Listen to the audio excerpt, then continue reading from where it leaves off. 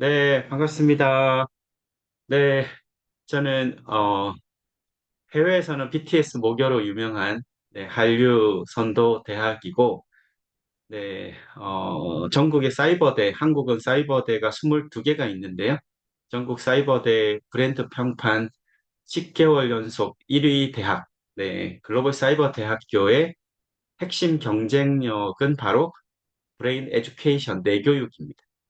그래서 이 뇌를 기반으로 뇌교육을 통한 실제적 변화를 추구하는 글로벌 사이버 대학교의 대표학과, 뇌교육학과의 학과장을 맡고 있는 장래혁 교수이고요. 어, 기본 이력은 밑에 이렇게 적어놨습니다. 한국에는 유일한 뇌 잡지가 있습니다. 브레인 잡지 편집장인데요. 올해가 20년째, 올해가 20주년이고요.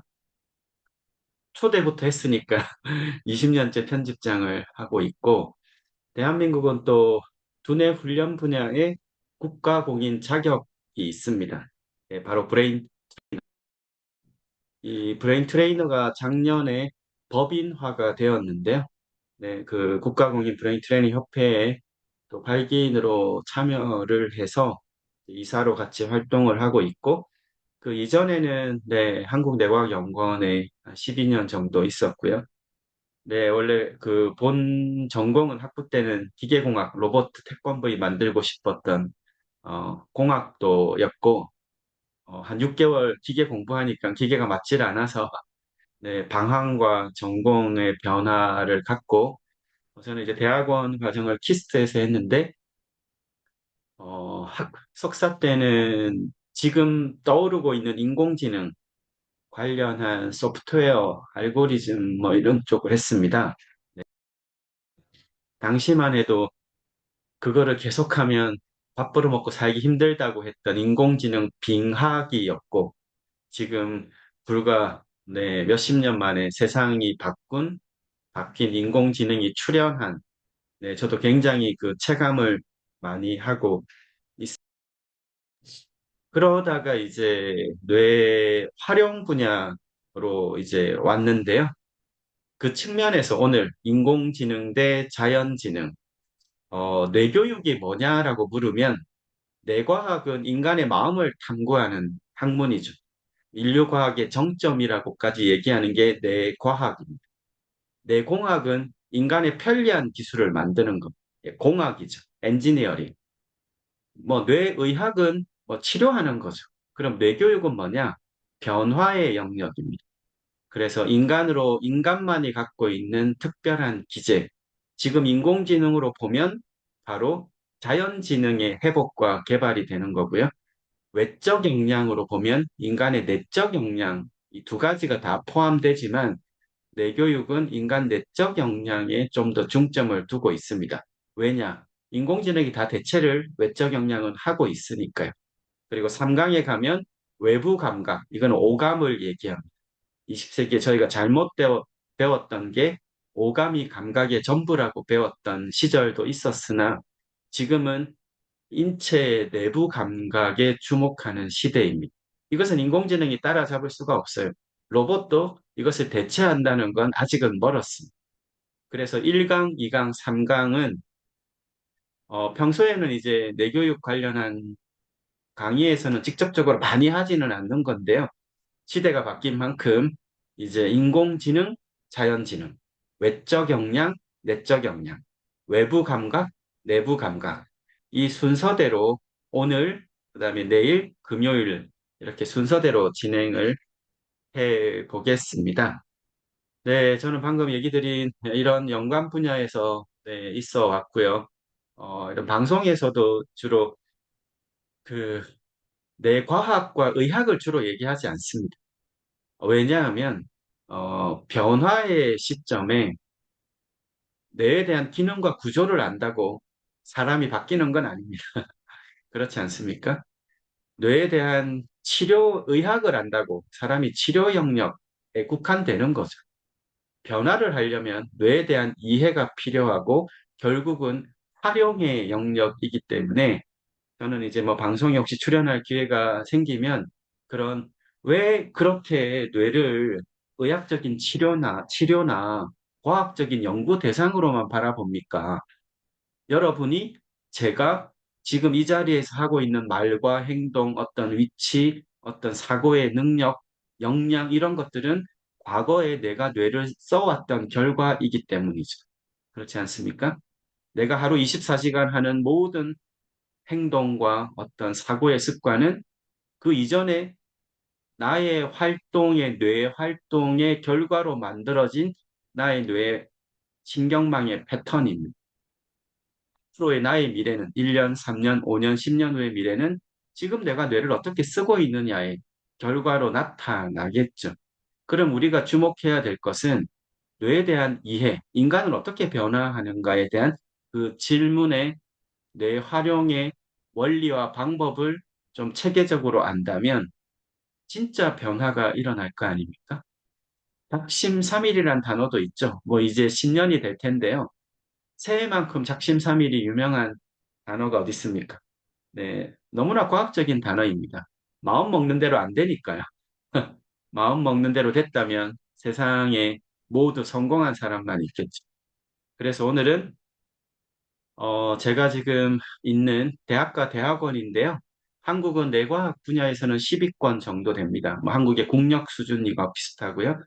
하지만 뇌활용 분야에서만큼은 뇌교육이라는 학문 체계에서 학석 박사를 세계 처음으로 구축한 나라입니다.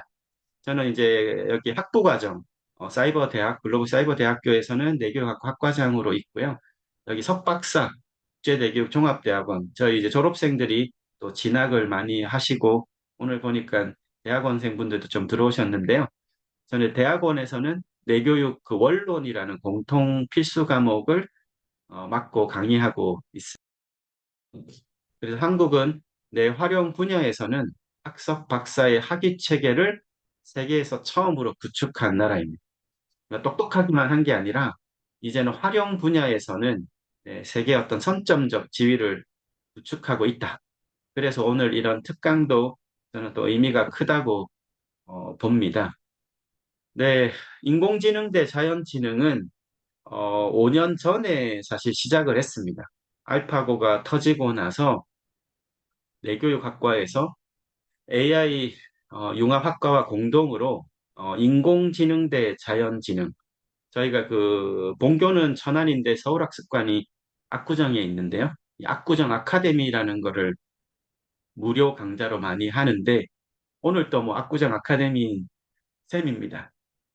그래서 그때 주제가 인공지능 대 자연지능이었습니다. 아주 관심도가 엄청 높았거든요. 다시 이제 5년이 흘러서 진짜 인공지능 시대가 와버렸어요. 알파고 시절에는 체감이 별로 안 됐거든요. 대부분 일반 시민들은. 지금은 다르죠. 네, 지금은 너무나 달라졌습니다. 제가 그 이 홍보 포스터 제가 1분 만에 만든 네, 이 그 겨울방학 특강 포스터 있죠? 1분 만에 만들었어요. 네, 이제는 뭐 어디 디자인에 요청하고 이렇게 하지 않습니다. 제가 머릿속에 이런 겨울 특강이 필요하다라고 하면 지금 보이는 이 화면도 1분이면 만듭니다. 네, 지금은 이제 한글도 깨어지지가 않아요. 그럼 머릿속에 떠올린 걸 바로 포스터로 현실화하고 SNS에 등록하고 뭐 이렇게 하는데 불과 10분이면 되지 않습니까? 네, 과거에 비하면 뭐 엄청난 속도가 되었죠. 이것을 이제 활용하는 범위와 영역이 다르겠죠. 그리고 속도가 다르고. 그리고 그 너머에는 그럼 사람만이 할 수 있는 건 뭐야? 에 대한 질문이 따르겠죠. 특히 자녀들을 지금 기르고 있는 학부모들 입장에서는 너무나 너무나 중요한 부분. 제가 지난 한 3개월 전에 서울교대, 서울 지역에 이제 교사를 양성하는 곳이죠. 서울교대 연례 학술 대회가 있었는데 기조 강연자로 좀 초청을 받아서 그 지금 교사 양성하는 대학이 가장 고민이죠. 네, 그래서 내교육 주제로 기조 강연을 했는데 정말로 불안해하고 있습니다. 네, 교사도 학부모도. 네, 여러분은 어떠십니까? 네, 그래서 오늘은 그 첫 서막, 인공지능에게 어디까지 넘길 것이냐. 이 주제는 휴먼 디시전 메이킹. 이게 이제 프랑스의 네텍스플로 연구소라고 알파고가 2015년인가요? 터지고 나서 유네스코가 국제 공동 연구를 본격화한 겁니다. 인공지능 기술이 더 발전하면 과연 인간의 의사결정 사고에 어떤 영향을 미치게 될까? 네, 이게 벌써 2018년 연구니까 벌써 한 7년이 흘렀죠.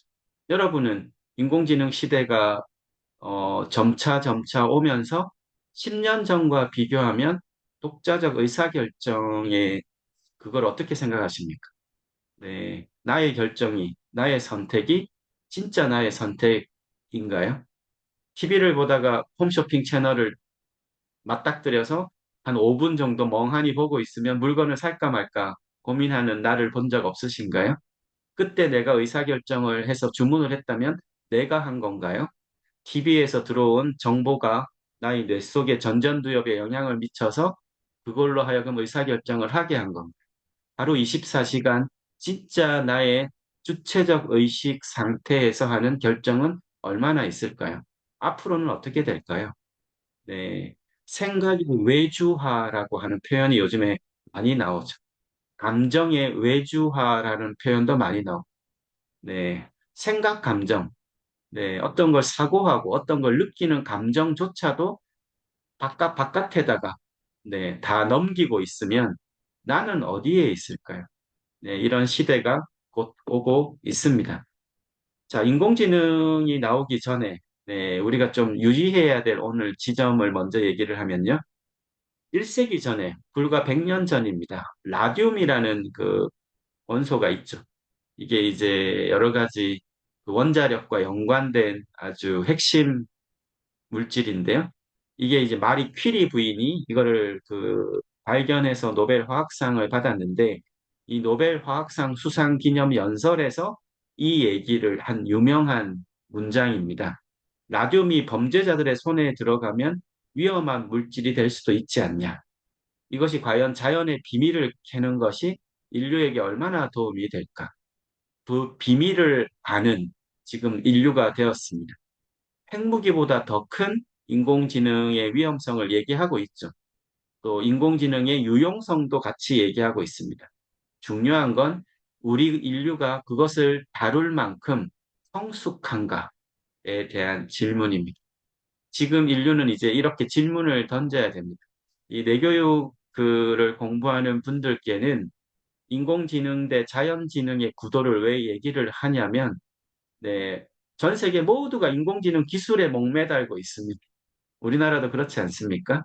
하지만 어느 곳에서는 이 인공지능을 다루는 인간의 의식에 집중을 해서 올바른 방향으로 다르게 하는 네, 인간을 위한 AI 이쪽 분야도 굉장히 지금 앞으로 커질 겁니다. 그걸 어느 나라에서 주도적으로 하는 것이 좋으냐에 대한 질문이죠. 모두가 기술에만 목매다는 것이 아니라 그 기술을 사용하는 인간 그리고 데이터베이스의 데이터셋을 기반으로 그 정보를 제공할 수밖에 없습니다. 챗 GPT나 이런 제미나이 같은 경우는. 그럼 그거를 설계하는 빅테크 기업들이 있죠. 그럼 인공지능의 이게 가치 정렬이라고 하는데요. 데이터셋의 가치 정렬을 어, 공익을 위해서, 네, 공생을 위해서 설계가 된다면 아주 올바른 방향으로 인공지능이 답을 해줄 수도 있겠죠. 하지만 지금은 그렇게까지 가고 있지는 않습니다. 네, 다시 한번 인공지능의 시작점으로 돌아가면 2006년 3월 인류 달 착륙에 비견한다는 알파고 사건이 이벤트가 지구상의 한국에서 열렸습니다. 저는 이 지점이 아주 의미 있다고 봅니다. 달 착륙을 한국이 처음 하진 못했으나 인공지능의 서막을 연 이벤트는 한국에서 열렸다는 것. 그게 바둑이었다는 것. 한중일 바둑의 3국 중에서 한국의 이세돌 구단이 네, 이 알파고를 상대했고 현재까지도 알파고를 이긴 유일한 인간이 되었습니다. 네, 한편을 이겼죠. 그 이후에 알파고는 바둑 은퇴 선언을 했습니다. 이제 알파고 제로 버전까지 나왔기 때문에 인간은 절대 알파고를 이길 수가 없어요. 예, 은퇴 선언했습니다. 이제 바둑을 기반으로 모든 영역들에 언어로 표현될 수 있는 인간의 인지적인 정보를 가지고 활용할 수 있는 모든 영역에서는 인공지능이 바둑을 인간을 넘어선 것처럼 대체해 가고 있습니다. 네, 지금 속도가 너무 빠르죠. 이미지를 만드는 거, 영상을 만드는 거, 뭐 모든 네, 텍스처, 언어로 대변될 수 있는 모든 영역. 과연 그 모든 영역을 제외한 건 뭘까? 이 게임 하나 보여드릴게요. 이 알파고가 나오기 전에 이 만든 벽돌 깨기 게임인데요. 컴퓨터에게 벽돌 깨기 아마 보시면 아실 거예요. 밑에 마우스를 막 움직여서 공을 위로 튀겨서 네, 벽돌을 빨리 깨는 게임인데 이 컴퓨터에게 이 게임의 룰을 알려주지 않습니다. 네, 단지 그냥 벽돌을 많이 깨는 목표만, 점수만 준 거죠. 이 게임 예전에 어릴 때 해보셨습니까? 네, 지금 정도 수준이면 뭐 조금 못하는 사람이죠. 컴퓨터는 이런 점수가 올라가고 내려가고 하는 걸 느리게 올라가는 속도를 보고 이제 게임의 규칙을 찾고 2시간 자체 훈련을 한 결과입니다. 120분. 네, 어느 정도 수준일까요? 네, 이 정도면 뭐 상급자 수준 아닌가요? 네, 아, 공을 아래로 떨어뜨리지 않으면 점수가 올라가는구나, 뭐 이런 걸 알아차리겠죠? 자, 벽돌 깨기를 가장 잘하는 방법은 코너를 공략해서 벽돌을 아예 위로 올리는 거예요, 공을. 4시간이 흘렀습니다. 자, 4시간이 흐른 딥러닝. 공을 어디로 보내죠?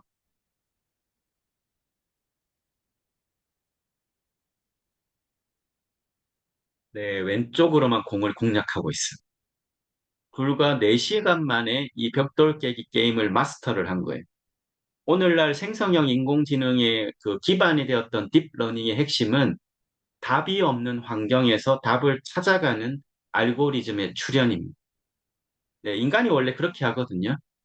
2012년 알파고가 나오기 전입니다. 이제 구글이 계속 이거를 이제 개발을 한 시점인데요.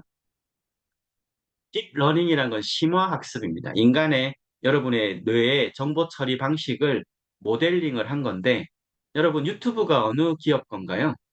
네, 여러분 스마트폰 어디 건가요?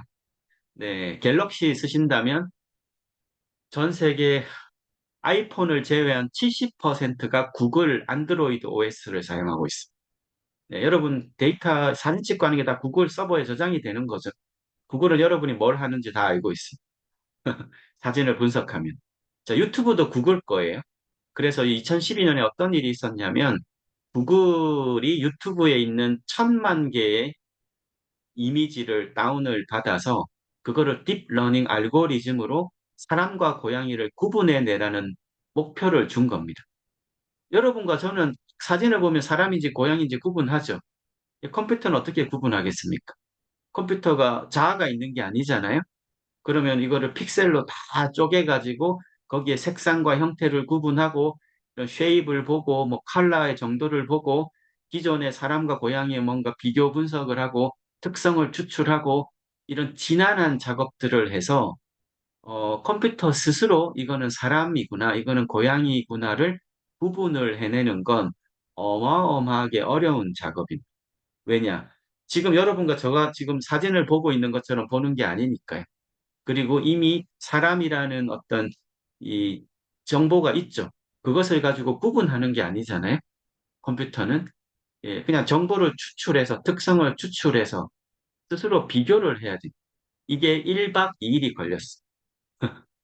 그런데 엄청난 사건이었죠. 왜냐? 미리 사진과 컴퓨터와 아니 사람과 고양이 사진을 답을 알려주지 않고 그냥 구분하라는 명령을 내리고 스스로 비교를 해서 만들어낸 거니까요. 이렇게 되면 어떤 일이 벌어지느냐? 2년이 지났어요. 지금으로부터 11년 전, 2014년. 여러분이 예를 들면 갤럭시로 스마트폰으로 사진을 지금처럼 찍어요. 찍으면 이제 이게 안드로이드 OS를 사용하니까 구글 서버에 저장될 거 아닙니까? 자, 그럼 왼쪽에 맨 위에 보면 그 오토바이 타는 사진 있죠? 여러분 이 사진을 찍었어요. 그런데 구글의 AI 엔진이 이거를 사진을 캐치를 해서 이거를 분석해서 아래쪽에 있는 문장을 만들어내는 person riding a motorcycle on brick road. 거친 벌판을 거친 길들을 모터사이클을 타고 있는 사람 나는 사진을 찍었을 뿐인데 AI 컴퓨터가 사진을 해석해서 이 문장을 만들어낸 겁니다. 이 문장은 AI가 만들어낸 거. 네. To dog play in the grass. 잔디밭에 뛰어노는 두 마리. 이거는 세 마리 같은데? 뭐 하여튼 이런 문장을 계속 만들어내요. 그러면 어떻게 됩니까? 어떤 한 사람이 스마트폰으로 사진을 찍으면 그것들을 다 컴퓨터가 분석을 하고 하면 이 사람이 어떤 습관을 갖고 어떤 라이프 스타일을 갖고 어디를 방문하고 하는 모든 정보가 해석이 될 수 있다는 거죠. 그렇지 않습니까? 이게 불과 11년 전입니다. 지금은 얼마나 발달했겠어요. 지금은 영상도 분석하죠. 자, 이렇게 해서 이 딥러닝의 아버지라고 불리는 너무나 유명한 제프리 힌튼이라는 교수가 작년에 AI 공학자인데 엉뚱하게도 노벨 물리학상을 받았어요. 네, 물리학자가 아닌 사람이 노벨 물리학상을 받은 겁니다. 어마어마. 제프리 힌튼 교수는 본인이 개발했던 이 인공지능의 시대를 열었던 이 딥러닝의 아버지라고 불렸던 사람인데 2006년 이 알고리즘, 딥러닝 알고리즘을 발표를 하고 오늘날 엔비디아를 세계 최고 기업으로 만든 그래픽 카드를 인공지능에 도입한 인물입니다. 그래서 오늘날 엔비디아가 세계 시총 1위 기업이 된 되게 만든 장본인 중에 한 명이죠. 그리고 이제 구글이 이 회사가 인수가 됩니다. 예, 제프리 힌튼 교수도 구글에 입사를 하게 되고, 그리고 이제 이 퇴사를 했어요. 퇴사를 하면서 뭐라고 했냐? AI는 기후 변화보다 위험하다. 그래서 이제 이 오픈 AI 아시죠? 챗 GPT가 생성형 인공지능 시대를 열었는데, 오픈 AI의 이제 영리법인 전환에 대해서도 이제 비판을 많이 합니다. 원래 오픈 AI가 그렇게 하려고 만든 기업은 아니었거든요. 자, 이런 일들이 최근에 있었다. 자, 지금 인공지능을 제대로 알려면 뭘 알아야 되냐면 브레인에 대한 이해가 필요합니다. 오늘 여러분들하고 막 이런 엄청난 복잡한 걸 이렇게 얘기 나누려고 하는 건 아닙니다. 본질에 대한 이해만 있으면 된다라고 얘기를 하고요. 여러분의 뇌를 이렇게 사진을 실제 찍고 하면 왼쪽으로 보입니다. 뉴로플라스티시티, 신경 가소성 들어보셨죠? 뇌는 훈련하면 변화한다. 운동하면 근육이 막 커지듯이 뇌도 여러분이 하고 있는 여러 가지 모든 작용들, 몸을 운동을 하고 뭐 독서를 하고 경험을 쌓고 여러 가지 것들을 하면 이 신경망의 변화가 일어나는데 예를 들면 이제 러프하게는 1000억 개의 뇌세포라고 하는데요. 학계에서는 보통 860억 개 얘기를 주로 합니다. 뭐 여하튼 심플하게 1000억 개의 뇌세포가 있는데요. 이것이 시냅스라는 걸로 뭐 100조 개 이상으로 연결이 되는데 아주 신기한 건 우리가 하면 공부하신 분들 많죠? 신경세포의 모양이 똑같다는 거예요. 네, 그래서 왼쪽에 보이시죠? 안에 핵이 있고 이제 수상돌기라고 옆에 있는 인접한 뇌세포에서 신호를 전달받는 구조로 되어 있고 신호를 받으면 나가는 건 하나입니다. 네, 이게 중요하죠. 신경세포가 약 1000억 개라고 하는데 인접한 신경세포에서 정보를 입력받는 수상돌기는 굉장히 많은데 나가는 축삭돌기라고 하는 X는 하나입니다. 네. 그러니까 인풋을 많이 받고 뭔가의 선이 넘어가면 조건이 갖춰지면 아웃풋이 나가는 구조라는 거예요. 그리고 아마 여러분들 수초화라는 것도 들어보셨죠? 어린아이들이 처음에는 이게 그 뿌리선 같은 거예요.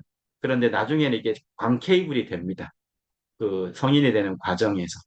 자, 그런데 이 왼쪽에 있는 실제 신경세포를 수학적으로 모델링만 할 수 있다면 이건 엄청난 사건이 되는 거죠. 그래서 이거를 오른쪽으로 모델링을 한 겁니다. 들어오는 건 우리가 y 이꼴 fx라고 하잖아요. x가 인풋, y를 우리가 기본 함수로 쓰잖아요. 그래서 들어오는 건 많으니까 x1, x2 이제 무한에서 xn까지 해서 x1부터 n까지 이렇게 얘기를 하고 이렇게 그냥 나가는 게 아닙니다. 신경세포가 신호를 받았다가 출력을 하고 시냅스로 신경전달 물질로 전환을 할 때 그냥 나가는 게 아니기 때문에 이것을 웨이트, 가중치, 요즘 인공지능에서는 파라메타라고 쓰는데요. 이걸 어쨌든 W, weight 1, weight 2, 이게 W1, W2. 이렇게 되면 이제 우리가 함수에서는 X1 곱하기 W1 해서 시그모이드 전체 합산을 하고 이거를 이제 함수로 계산을 하면 Y 이꼴 fx라는 수학적 모델링이 가능해집니다. 왜? 구조가 똑같으니까. 네, 인간은 이 하나의 신경세포에 천억 개의 초병렬 처리 구조로 되어 있기 때문에 이렇게 모델링을 한 것이 반세기 전입니다. 네, 하지만 모델링을 했다고 해결이 된 건 아니었어요. 세포체를 노드로, 점으로 분석을 하고 들어오는 건 인풋, 나가는 건 아웃풋, 그다음에 시냅스는 가중치. 이렇게 해가지고 반세기 전부터 이 연구가 있었는데 컴퓨터의 발전이 먼저였습니다. 왜냐? 컴퓨터는 논리 구조로 0과 1로 하는 거기 때문에 발전이 훨씬 쉬웠고 인간의 뇌과학이 그렇게 발달을 하지 않았기 때문에 기본적인 수학적 모델링을 해서 인간의 뇌 정보 처리 방식을 기본적으로 알아차리다 보니 더 깊은 영역에서의 생물학적인 정보 처리 방식은 잘 구현이 안 됐습니다. 그러니까 내과학이 그만큼 발달을 안 했던 거죠. 네, 그래서 상대적으로 컴퓨터 시대가 먼저 왔습니다. 중요한 건 지금 제가 조금 전에 얘기 드렸던 거의 핵심은 오늘날 인공지능의 발전이 어디서 비롯됐다고요? 여러분과 저의 뇌 정보 처리 방식에서. 자, 그런데 하나가 빠져 있습니다. 뇌 정보 처리 방식 결과물을 복사한 거예요. 모델링한 겁니다. 뭐가 빠졌습니까? 우리의 느낌이라는 거, 우리의 감정이라는 거, 몸이 없이는 일어나지 않은데, 네, 지금 인공지능은 뭐죠? 결과적인 이 영역만 복사한 거잖아요. 네, 그러니까 이게 아직은 완전하지 않죠. 자, 그런데 로봇이 이제 나오면서 인공지능이 결합된 로봇이 사람을 닮은 휴머노이드가 나오면서 이제 어느 정도 대체를 해 가고 있는데 아직은 멀었다. 이것은 이제 3강에서 하려고 합니다. 자, 일단 뇌에 대해서 좀 정리만 하면 인간은 동물처럼 유전자에 종속된 게 아닙니다. 강아지, 고양이들은 태어날 때 쫄래쫄래 빨리빨리 다니죠. 성인만큼 뇌 기능을 쓰는데 시간이 별로 걸리지 않습니다. 바꿔 얘기하면 태어날 때 이미 성인 뇌 기능의 상당 부분을 갖고 태어나는 반면 인간은 태어나서 무려 15년에서 20여 년까지 성인기 발달 과정을 갖습니다. 거기에서 차이가 발생하죠. 그래서 인간은 유전과 환경의 상호작용으로 변화를 한다. 이게 이제 기본 기제고요. 그래서 인간의 뇌라는 건 유전자의 산물이 아닙니다. 유전자만의 산물이 아니죠. 한때 게놈 프로젝트가 나왔을 때 뭐 다 해결될 거라고 봤어요. 뭐 천만의 말씀이죠. 유전자는 이제 경험을 통해서 조각되는 것이고 경험이 뇌 활성을 바꾸고 그 변화가 유전자 발현 양상까지 바뀝니다. 똑같은 쌍둥이라도 유전자가 동일하더라도 99.99% 환경에 따라서 유전자의 발현의 기제가 달라집니다. 그래서 달라요. 어떤 부모 아래에서, 어떤 환경 아래에서, 어떤 경험의 상호작용에서 아이가 유아기를 보내고, 네, 청소년기를 보내느냐에 따라서 그 아이의 뇌 발달 체계가 달라진다는 거죠. 이것은 현재 과학에서 제시하고 있는 겁니다. 그래서 여기까지는 하고요. 자, 그럼 인공지능 시대가 어떻게 왔는지를 우리가 조금 접점을 한번 보죠. 그리고 인간의 환경 변화가 어떤지. 왜냐? 인공지능 시대는 인간의 뇌의 창조성이 만든 겁니다. 맞습니까? 20세기 컴퓨터를 만들었듯이 수렵 사회가 있었죠. 호모사피엔스의 역사가 30만 년 정도 되는데요. 지구 역사 46억 년의 맨 끄트머리에 출현을 했고 수립 시대가 거의 뭐 90%였고요. 벼농사가 뭐 한 10만 년이라고 농사가 얘기를 하니까요. 그리고 문명의 시대는 한 10,000년 정도 얘기를 하죠. 우리가 반만 년 역사 얘기하지 않습니까? 뭐 러프하게 보면 이제 농사까지 하면 한 10,000년 정도가 기본적인 기초 문명부터 다 따지면 그 정도 된다고 하는데 자, 수렵 사회가 99%, 네, 그리고 농경 사회 정착을 했던 시대. 요렇게 그리고 산업혁명. 네, 200년 정도 지났습니다. 그리고 모든 것이 연결된 정보화 사회. 환경은 엄청나게 바뀌었는데 뇌의 구조와 기능은 그대로예요, 사실. 여러분과 저의 뇌의 구조 기능은 별 바뀌지 않았습니다. 바뀐 것은 인간 뇌가 창조한 바깥의 현실이죠. 그러면 뭐가 문제가 생기겠습니까? 네, 뇌 안쪽은 안 바뀌었는데 똑같이 바뀌었어요. 미스매치가 생기겠죠. 이 변화의 두 가지를 우리가 인공지능 시대에서는 정말 명심해야 됩니다. 자, 첫 번째는 바깥의 변화인데요. 이 컴퓨터는 1960년대에 출현을 했고요. 이게 대형 컴퓨터입니다. PC는 퍼스널 컴퓨터, 개인 컴퓨터. 개인 컴퓨터가 연결된 게 인터넷, 가상의 세계고요. 이동하면서 나왔던 스마트폰, 네, IoT, 사물 인터넷, 빅데이터, 그리고 AI가 이제 출현을 했어요. 2010년대부터. 모든 것이 연결된 정보화 사회. 인간의 뇌를 어떻게 정의하면 되냐면, 뇌 바깥에서 정보를 입력받아서 처리해서 출력하는 정보 처리 기관으로 규정하면, 정보화 시대, 정보 처리 기관이 뇌와의 상호 관계는 어떤 일이 벌어지죠? 네, 엄청난 양의 정보가 뇌 바깥에서 뇌로 입력되고 있는 환경의 수련이죠. 네, 여기에서 뇌로 보면 가장 변화한 건 정보 더미가 엄청나게 밀려드는데 세상이 빛의 세상이 된 것. 여러분들 서극 보시면 인공빛이 없잖아요. 네, 인공빛이 출현한 건 불과 2, 300년입니다.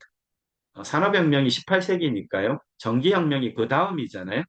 기계 산업혁명이 일어나고 나서 2차 산업혁명이 전기혁명이기 때문에 지구촌이 인공빛을 밝힌 건 얼마 되지 않았습니다. 즉, 인간의 뇌는 자연빛에 99.9% 익숙해져 있는데 인공빛이 출현했다. 네, 그래서 요즘 많은 불면의 문제부터 엄청난 문제가 일어납니다. 주무시기 전에 스마트폰 보십니까? 네, 빛의 세상이 여러분의 저와 뇌를 불균형 있게 만듭니다. 자, 바깥은 인공빛이 생긴 거고요. 안쪽은 뭐가 생겼죠? 안쪽이 더 위험합니다. 안쪽은 뭐가 감소했냐? 움직임이 감소했어요.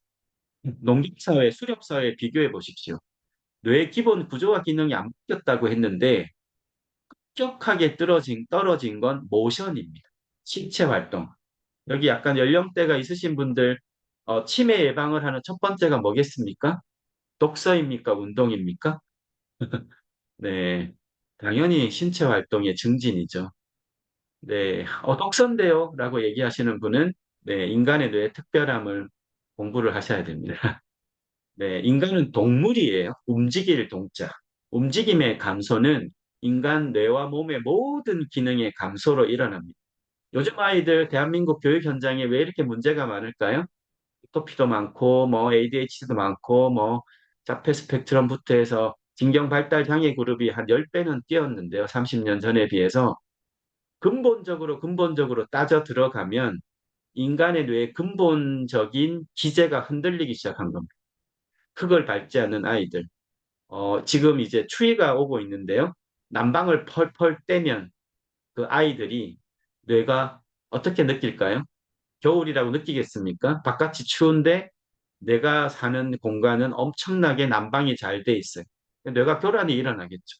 여름이 되면 좀 더워서 땀을 흘려야 되는데 에어컨을 팡팡 틀면 땀 흘리겠습니까, 아이들이?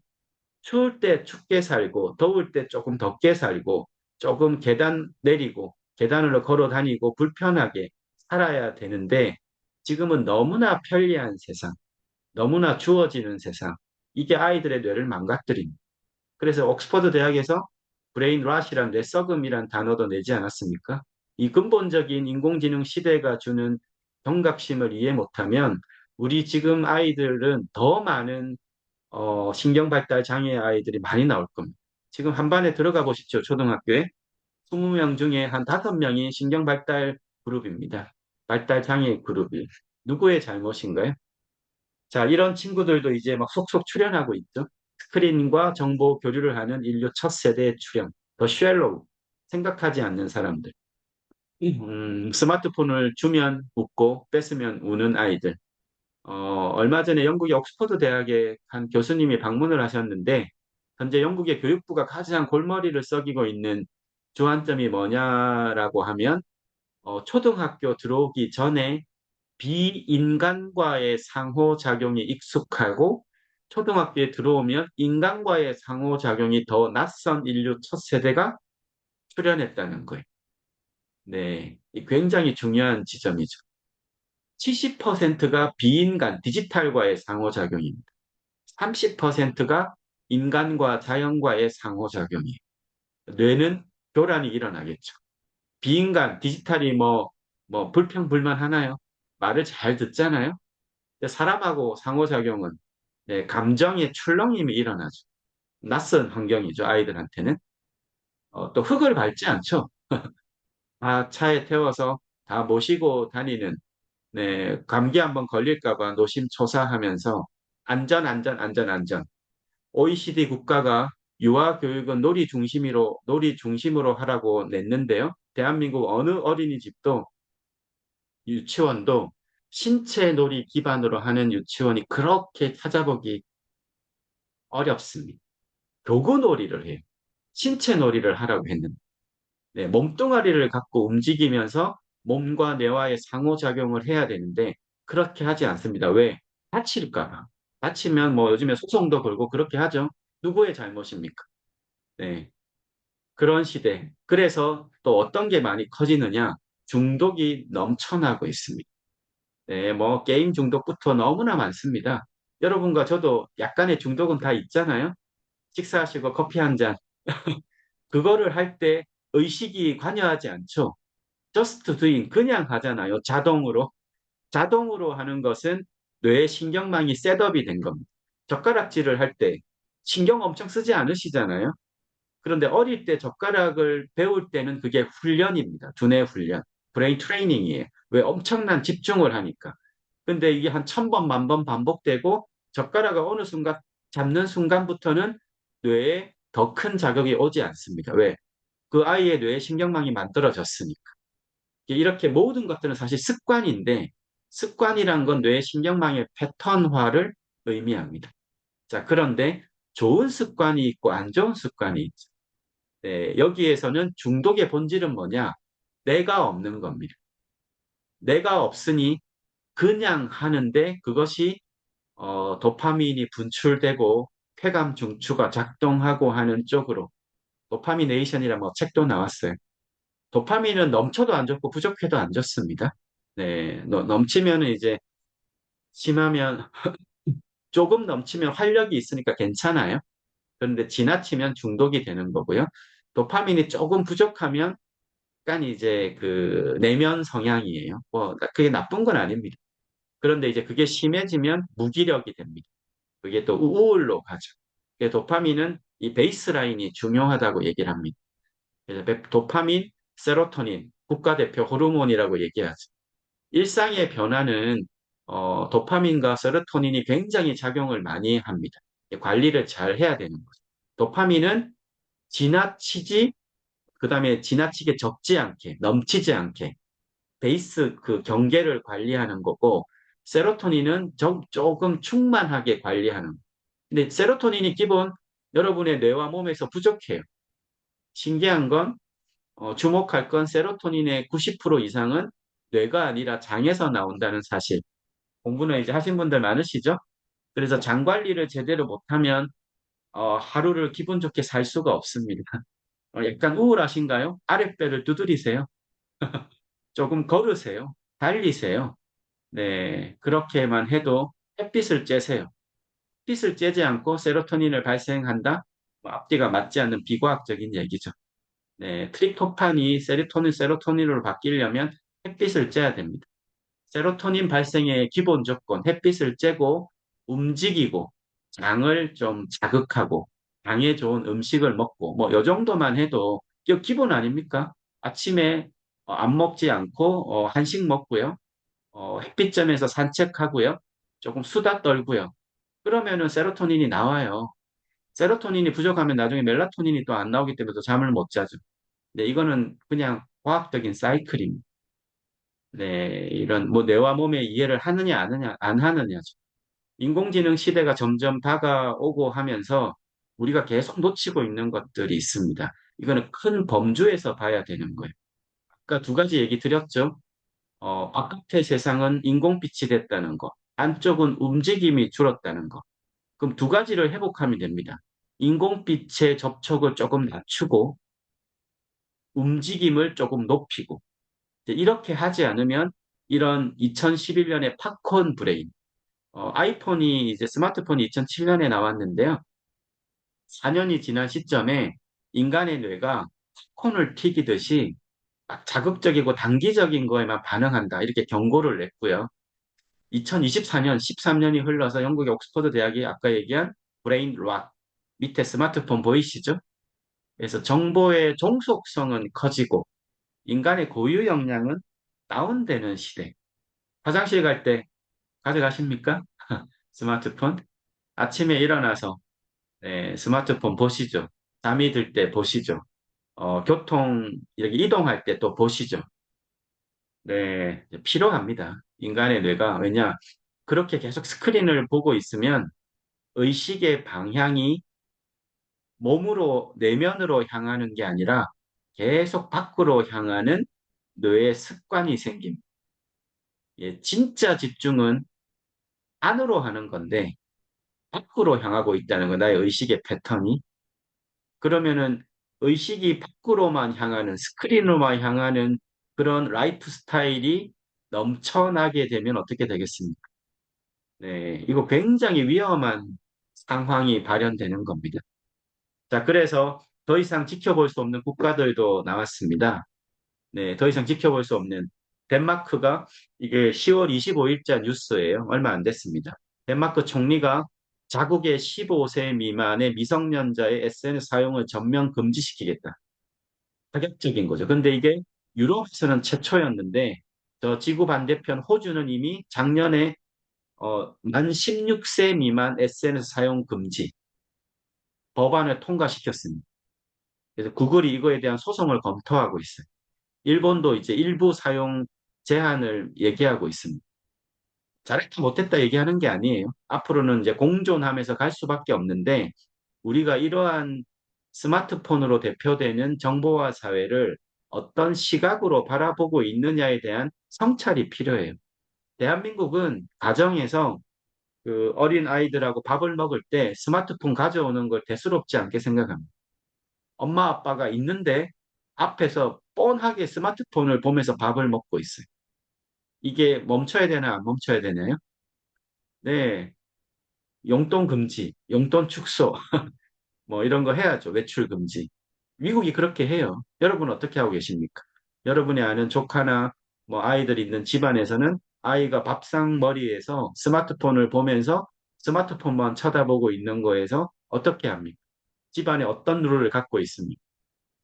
네, 이런 그 SNS 사용 금지 법안을 상정하는 국가의 뉴스를 보면 어떤 생각이 드십니까? 한국은 어떻지? 우리나라의 초등학교는 어떻지? 이런 생각 안 하십니까? 자, 왜 이게 문제냐? 인공지능에 대비하면 이제 우리가 자연지능이죠. 인간의 뇌는 자연지능의 본산입니다. 그럼 뇌의 본질은 뭐냐? 코디네이터예요. 조절자입니다. 모든 것을 조절해서 그 조절이 깨어지면 문제가 생기는 거예요. 그 조절의 핵심은 생명체가 갖는 항상성이 기본인데요. 말 그대로 항상 일정한 성질을 유지하는 거예요. 거기서 기본 발현되는 게 정신입니다. 정신, 몸과 마음의 상태. 너 정신 차려! 이렇게 얘기하잖아요. 정신 차려라. 이게 무슨 말인가요? 몸과 마음이 흐트러져 있으니 본래 자리로 돌아오라는 말이에요. 그래서 주변에서 보면 그 정신 못 차리고 있는 사람들 많죠? 그러면 따끔하게 얘기해야죠. 정신 차려라.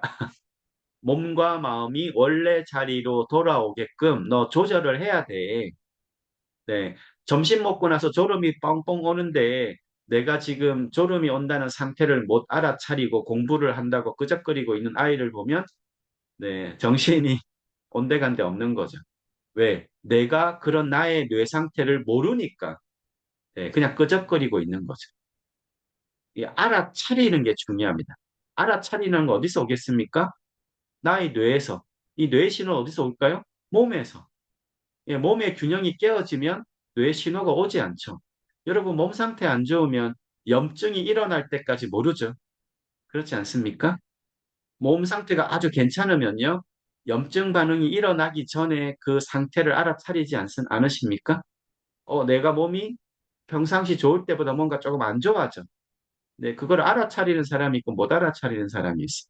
내가 집중 상태인지를 알아차리는 사람, 못 알아차리는 아이들. 뭐, 학습은 학습의 결과가 중요한 게 아니라 학습의 태도에서 결정됩니다. 30분을 집중하는 아이, 3시간을 집중하는 아이. 이게 능력이 아니에요. 냉정하게 보면. 메타인지, 네. 뭐 이렇게 요즘에 뭐죠? 이렇게 태블릿으로 뭐 이렇게 광고하는 거 있던데 허상 같은 얘기죠. 메타인지 상위인지 능력은 학습으로 이루어지는 게 아닙니다.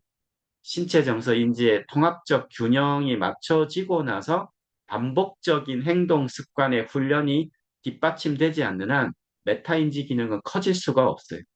그래서 메타인지를 뭐 이렇게 이렇게 이론이나 무슨 이렇게 기기를 활용해서 된다는 건 뇌를 이해하다 보면 쓸데없는 쓸데없는 얘기다. 환상 같은 겁니다.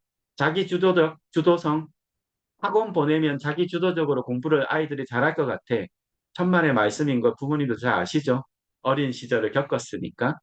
이 자기 주도란 건 가장 상위의 기능입니다. 네. 그래서 인간의 뇌의 본질이 코디네이터의 기능이 깨어지고 있다. 그 결과로 나타낸 게 대한민국의 극과 극의 현실입니다. 왼쪽은 국제학업 성취도 평가, 이제 피사라고 하는 주로 건데요. 수직축은 스코어예요. 학업 성취도. 한국이 어디 있습니까? 제일 위에 있죠. 세계 최고 수준의 국제학업 성취도. 수평축은 행복도입니다. 예, 우리로 보면 인간의 뇌로 보면 대뇌 변형계, 감정 중추의 그 적절성인데요. 제일 왼쪽에 있어요. 그러니까 가장 행복 지수가 낮고 가장 학업 성취도가 높고 그 결과가 오른쪽 청소년 자살률 세계 1위 20년째입니다. 네, 뇌로 보면 균형이 깨어진 거죠. 유치원 때 6세까지 신체 정서가 충분히 훈련되지 않습니다. 그러니까 한 2, 3세가 되면 자기 몸을 엄청나게 움직일 수 있고 조절할 수 있고 제어할 수 있어야 되는데 그런 기회를 박탈당합니다. 3세, 4세, 5세는 충분한 정서적인 풍요로움이 있어야 되는데 아이들이 흙을 밟지도 않거니와 상호작용을 하지 않습니다. 왜냐? 이미 3, 4세부터 엄청난 인지 정보들이 들어오거든요. 그러니까 이미 6세가 되면 3, 400g인 뇌가 1kg가 되는데요. 한 90%가 커집니다. 그래서 기본적인 셋업이 끝나요. 1차 셋업. 1차 셋업이 끝나는 6세가 되었음에도 신체 정서 인지의 불균형 상태에서 초등학교로 들어가는 거죠. 초등학교는 더 많은 세계 최고의 학습 국가 아닙니까? 더 불균형이 커지는 거죠. 그래서 고등학교 가서 자살률이 커지는 겁니다. 뭐 그 학교 폭력부터 여러 가지를 얘기하지만, 그거가 이제 트리거는 형성할 수 있으나, 기본 베이스를 들여다봐야 될 때입니다. 네, 기본 베이스가 흔들리고 있다. 네, 인공지능 시대가 더 오면요, 한국이 제일 위험합니다. 왜? 가장 벌어져 있으니까. 그래서 여기 오늘 혹시 또 처음 오신 분들, 또 내교육학과 공부하고 있는 재학생, 또 졸업생 분들이 배우고 계신 분들, 또 배웠던 분들, 오늘 또 이런 관심이 있어 들어온 분들은 좀 오늘의 이 첫 강의인데요. 인공지능 시대가 주는 이 메시지, 이거에 좀 더 경각심을 갖고 조금 들여다보는 시간이셨으면 좋겠습니다. 인공지능과 공존 혹은 경쟁할 인류 첫 세대의 출현. 이제 교사나 부모가 어른들이 주목해야 될 것은 인간의 고유 역량의 회복과 개발입니다.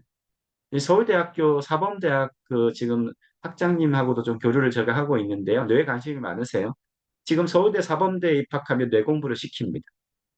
왜 시킬까요? 네. 너희들이 대한민국의 교육계의 리더가 될 거니까. 너희들이 부모가 되고 너희들이 교육계에 진출할 거니까 뇌를 모르고 인간의 변화를 얘기하지 말라는 거예요. 네, 출산할 때 내 공부해야 됩니다. 네, 돈을 그냥 주는 건 저는 반대합니다. 지원금을 그냥 준다? 네, 결국은 그 부모의 역할이 너무나 지대한데요. 그래서 인간의 고유 역량을 조금 리스트를 해봤습니다. 뭐가 있을까? 부터 보면요. 모션 컨트롤, 네, 움직임의 조절. 이게 첫 번째입니다. 움직임이 뭐가 인간의 고유 역량이야? 고유 역량입니다. 우리는 애니멀, 동물이니까요. 애니마가 라틴어로 움직인다는 뜻이에요. 로봇이 왜 아직 인간의 움직임을 못 따라잡겠습니까? 이게 인간의 고유 역량의 기반이니까요. 인간의 로봇의 손이 사지의 말단을 조절하는 거 인간만큼 하는데 아직은 10년은 좋게 걸릴 겁니다. 두 발로 걷는 로봇 만드는데 반세기가 걸렸어요. 네, 우리 케이팝 아이돌 춤추는 거 보십시오. 로봇이 아직 그 정도 출 수 있습니까? 아직은 안 됩니다. 차이가 별거 아니게 보이시겠지만요. 엄청난 차이입니다. 첫 번째는 신체 움직임의 조절. 파저티브 마인드, 긍정 마인드. 긍정 마인드 너무나 너무나 중요합니다. 왜냐? 인간의 뇌는 기본적으로 부정적 편향성을 갖습니다. 이건 생물종의 진화적 관점에서 부정적인 의사결정 체계가 생존에 유리하기 때문에. 그래서 거꾸로 얘기하면 긍정 마인드셋이 중요한데 훈련이 필요하다는. 네, 긍정 심리학도 심리학의 끝에서 나왔죠. 네, 긍정 심리는 그냥 형성되지 않습니다. 부모의 교사의 노력이 너무나 많이 들어가요. 그리고 유전적인 효과가 조금 있습니다. 그러니까 긍정적인 환경에서 살아온 부모, 할아버지, 할머니 세대의 그 집안의 영향이 있다는 거예요. 네, 조금 부족했다면 지금 여러분 세대에서 긍정적인 마인드셋의 환경을 길러야 돼요. 그게 아이들에게 전이 돼요. 이미지네이션, 상상. 요즘 아이들 상상하지 않죠?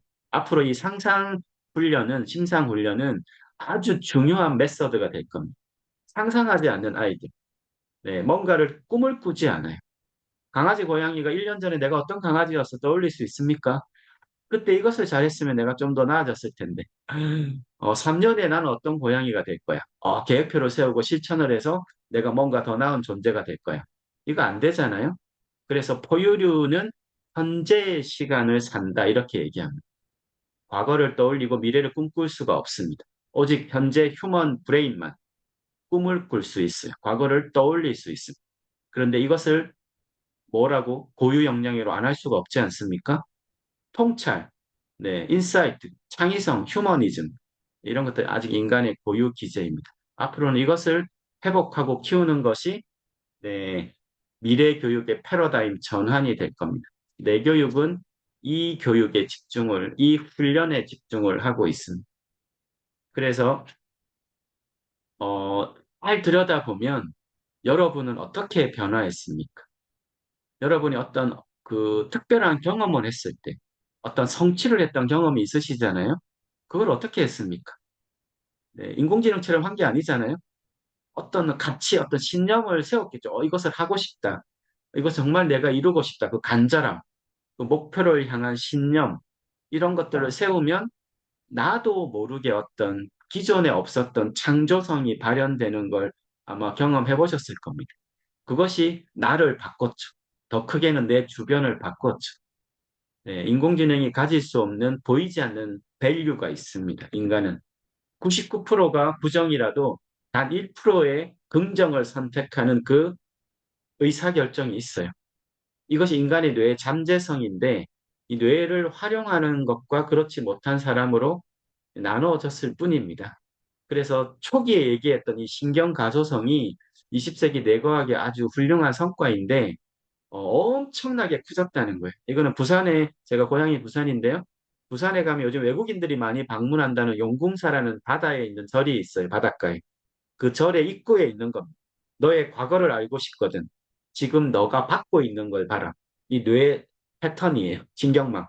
너의 미래를 알고 싶거든. 지금 너가 하고 있는 것을 봐라. 결국은 지금 내가 뇌를 어떻게 쓰고 있느냐에 따라서 신경망이 바뀔 거니까요. 네, 그렇지 않습니까? 결국은 몸, 마음, 총괄하는 뇌, 피지컬 트레이닝, 멘탈 트레이닝, 브레인 트레이닝이 필요한 시기입니다. 자, 그래서 이제 남은 시간은 중요한 건 이제 인공지능의 그 바탕에는 뇌가 있다고 얘기를 했고요. 인간의 뇌는 진짜 자연지능 그 자체인데, 네, 뇌에 대한 활용을 제대로 하느냐 안 하느냐의 차이입니다.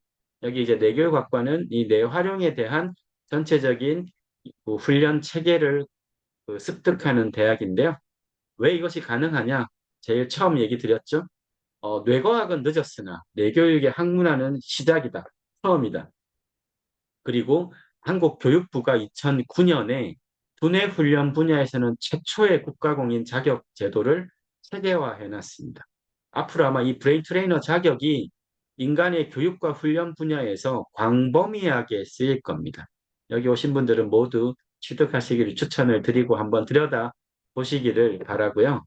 자, 두 가지 뇌교육의 역학에서는 학에서는 주로 어떤 어프로치로 배우냐면 첫 번째는 말 그대로 잠재성이죠.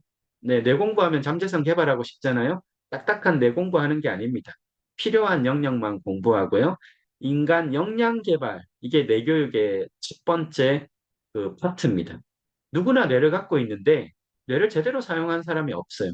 건강에서도 자기 개발에서도 어떤 여러 가지 측면에서도. 그래서 이 뇌교육 전공에서는 신체적 자신감, 감정 조절 향상, 의식의 확장성, 이런 것들에 대한 해당 전문 지식과 체계적 훈련을 받는 순서입니다. 지덕체라고 하는 서구 교육 모델은 종말을 했고요. 채덕지에 대한 시스템을 기반으로 체계적인 훈련을 하는 겁니다.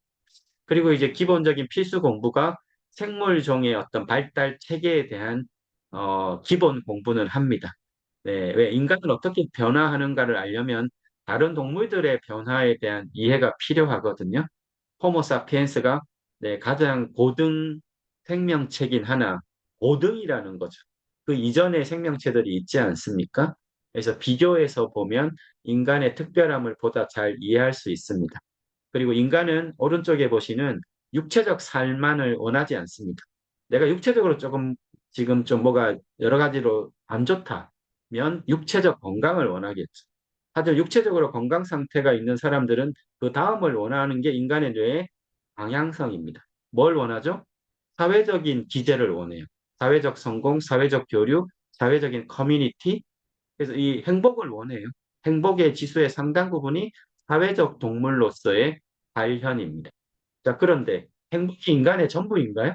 이렇게 물으면 미디어가 준 환상이 그렇게 만들었으나 인간 뇌는 행복이 전부가 아닙니다. 왜냐? 죽을 때 되면 많이 안다고 해요. 나는 어떻게 살았는가? 나는 어떤 삶을 지향해 왔는가? 나는 어떤 가치 있는 삶을 살았는가? 나는 누구인가? 이런 질문을 하게 되죠. 이거를 이제 스피리추얼 라이프, 영성이라고 합니다. 이거는 뭐 종교인들이 갖는 게 아니에요. 나는 누구지? 나는 어떤 삶을 살 거지? 나는 어떻게 삶을 마감할 거지?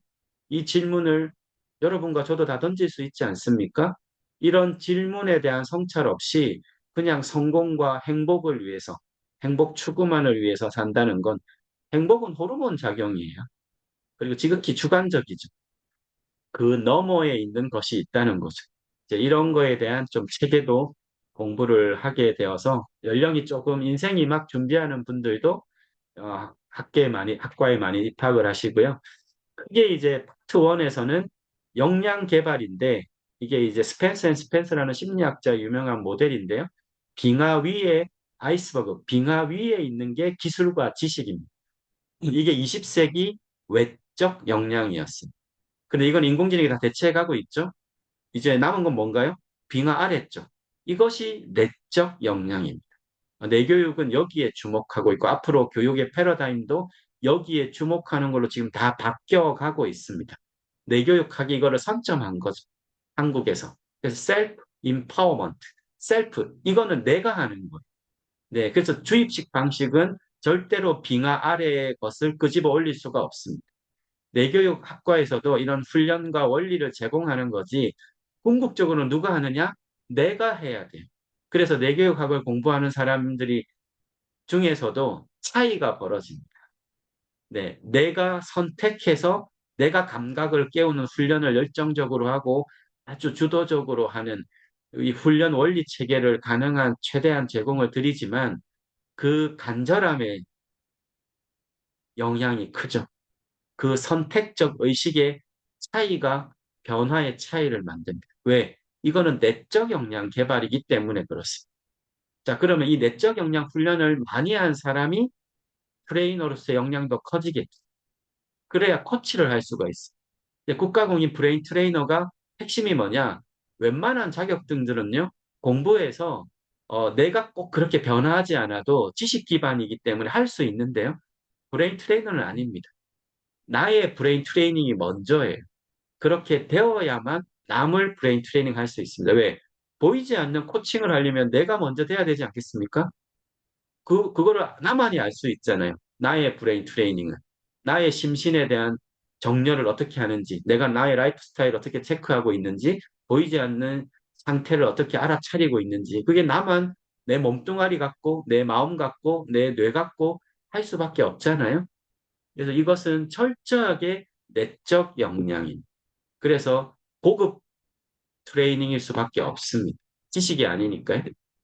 그래서 유엔에 이제 유엔 NGO 기구인 국제내교협회가 있는데요. 제가 여기 한국의 법인의 사무국장인데 2019년에 이 내적 역량 개발에 대한 국제 공적 문서를 한국어판, 영어판으로 해서 제시를 했습니다.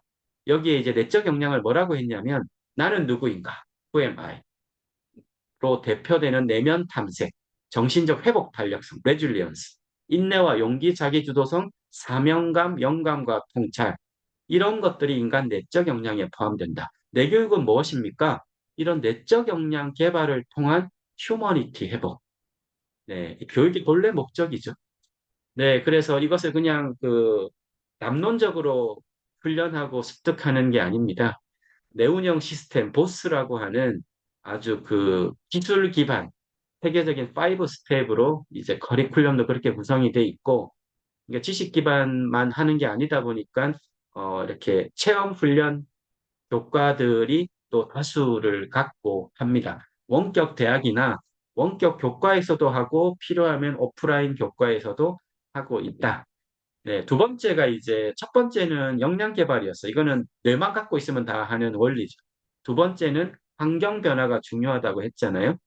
지금 인공지능 시대에서 어떻게 하느냐가 또 중요하게 영향을 미치기 때문에 오늘의 주제인 이 파트 2, 내교육의 파트 1은 역량 개발이고요. 파트 2가 자연지능의 개발이 되겠습니다. 이 부분은 글로벌 기업들도 눈독을 들이고 너무나 중요하게 바라보는 특히 IT 기업. 여러분, 미국의 실리콘밸리가 동양 명상에 주목한다는 얘기 많이 들어보셨을 거예요. 네, 구글의 서치 인사이드 유어셀프, 뭐 구글의 아주 간판 직원 개발 프로그램. 왜 이런 서구적인 다국적 빅테크들이 동양의 메디테이션에 주목을 할까? 이게 바로 내적 역량 개발이, 네, 이게 자연지능입니다. 서구는 지덕체 교육 모델입니다. 지식과 기술 중심이라고 했죠.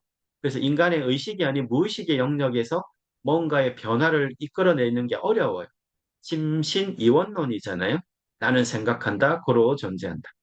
네, 어렵습니다. 그래서 동양이 갖고 있는 심신이론론, 그리고 그 호흡, 명상으로 대표되는 인간의 이런 감각을 깨우고 의식의 변화를 만들어내는, 그러니까 다른 사고를 갖게 만드는, 영감과 통찰을 느끼게 하는, 여기에 빅테크들이 눈을 뜬 거죠. 아주 전략적으로, 말 그대로 역량을 높이기 위해서. 그래서 내교육학에서는 한국 고대의 이 선도라고 하는 신라의 화랑의 원형이고요. 단군조선의 국자랑의 원형인 이 선도에서 갖고 있는 인간 의식의 성장 변화 체계에 대한 공부를 또 아주 한 축으로 합니다. 네, 이거는 이제 굉장히 에너지에 대한 부분도 있고요. 명상의 K 명상 훈련 이런 게 대표 또 대학이죠. 여기서 하는 선도를 K 명상을 현대화한 내교육 명상은 지금 인도와 해외에 수출하는 내교육학과의 전공 과목이기도 합니다. 네, 그래서 좀 정리하면 제가 키우는 고양이에요. 사진을 찍었는데 어릴 때는 저렇게 휴지를 쥐어짜고요. 네, 좀 크고 왜 전두엽의 발달을 덜한 상태고 조금 크고 나서는 뭐 하는가 관찰하면 멍 때리기, 네, 엔터테인먼트, 수면 이렇게. 현재의 나에 집중합니다. 3년 전에 어떤 본인인지를 떠올릴 수가 없어요. 아쉽게도. 3년 후에 어떤 존재가 될 거라는 상상을 아쉽게도 할 수는 없어요. 저 고양이를 엄청 좋아하는데, 현재에 집중하는, 네. 그래서 저도 현재의 고양이에 집중합니다. 하지만 인간은 다르다. 인간은 잠재성 개발과 같이 추구라는 의식 확장의 방향성을 갖습니다. 네, 이 부분을 아느냐 모르느냐 그리고 그것을 위한 내가 훈련을 하느냐 안 하느냐가 여러분의 이후의 삶에 지대한 변화를 만들 거라 저는 확신합니다. 나는 누구인가? 나는 어디로 가고 있느냐? 이게 인간 뇌의 창조성과 상위인지의 근간이기 때문에 그래서 이 근본적인 질문이 필요하기 때문에 그리고 그 훈련을 위해서 여기 이제 내교과학에서도 중요하게 사용하는 메서드가 바로 명상훈련입니다. 명상훈련 교과가 여러 개가 있습니다. 네, 이건 필수적이에요. 인공지능 시대에 명상을 하지 않는다? 그리고 그 명상도 제가 얘기하는 건 마인드풀리스 차원이 아닙니다. 마인드풀리스는 정적 명상이에요. 현대인은 정적 명상으로는 쉽지 않습니다. 동적 명상, 그리고 그 상위에 있는 에너지 명상을 훈련하는 걸 중심으로 하고 있습니다.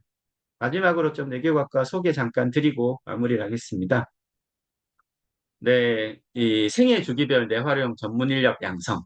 네, 뭐, 네 가지입니다. 크게 트랙은 유아 두뇌 발달, 아동 청소년 두뇌 훈련, 성인 역량 개발, 중장년 치매 예방 훈련.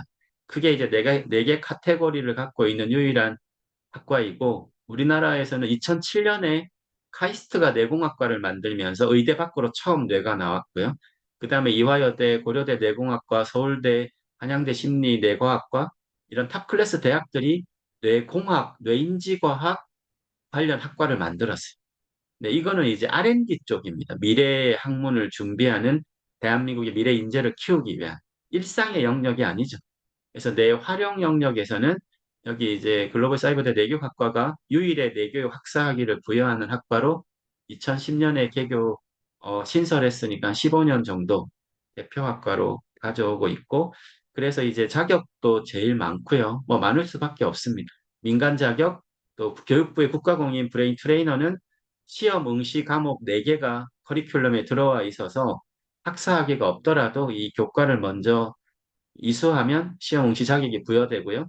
중앙에 보시는 저런 이제 집합교육 교과도 있습니다. 앞으로 점점 늘려가려고 하고 있습니다. 현재는 2과목인데요. 원격까지 포함하면 한 6과목 가까이 됩니다. 점점 실제적인 습득을 더 그 전문가로 성장하기 위한 차원에서 더 늘려가려고 하고 있고, 이제 사이버 대학도 100% 오프라인 수업이 가능합니다. 법적으로 풀렸습니다. 그래서 더 역량 강화를 위한 학부분들을 위해서 더 많이 늘려가고 있고, 또 뭐 내년에는 요즘에 아로마 향기 산업이 엄청 커지고 있는데, 브레인 아로마의 최초의 학위 과정을 여기 내교학과 주관으로 개설을 했습니다. 일반적인 아로마 테라피를 넘어선 브레인 아로마에 대한 체계적인 과정. 네, 이렇게 되겠습니다. 마지막으로 여기 내교육이 왜 내적 역량 개발인지 사랑입니다. 사랑합니다. 영상으로 발음하겠습니다. 내교육은 새로운 인생의 발견이다. 내교육은 나 그리고 너 우리를 이어주는 하나의 사랑의 매개체다.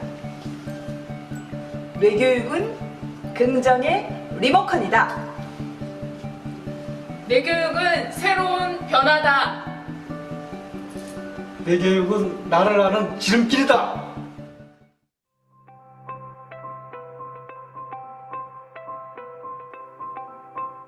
뇌교육은 인생을 아는 것이다.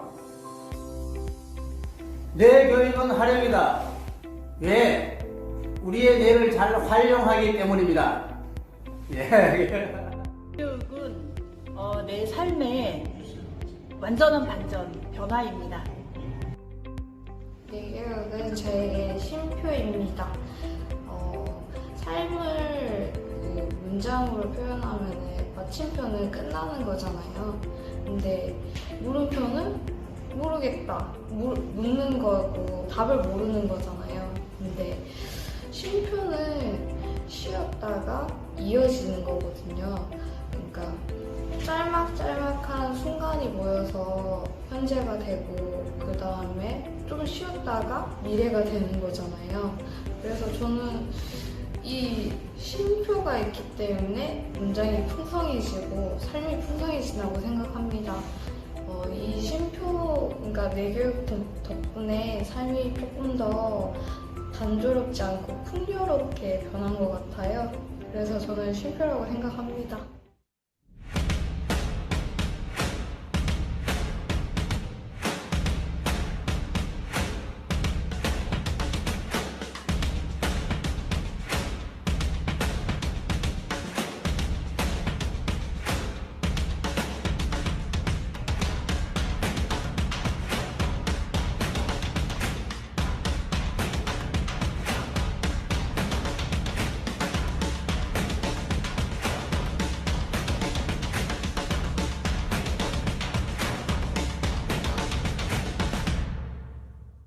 네, 네, 공식 강연 이걸로 마치겠습니다. 네, 아이고, 네, 한 시간을 하고 조금 토크를 하려고 했는데, 네.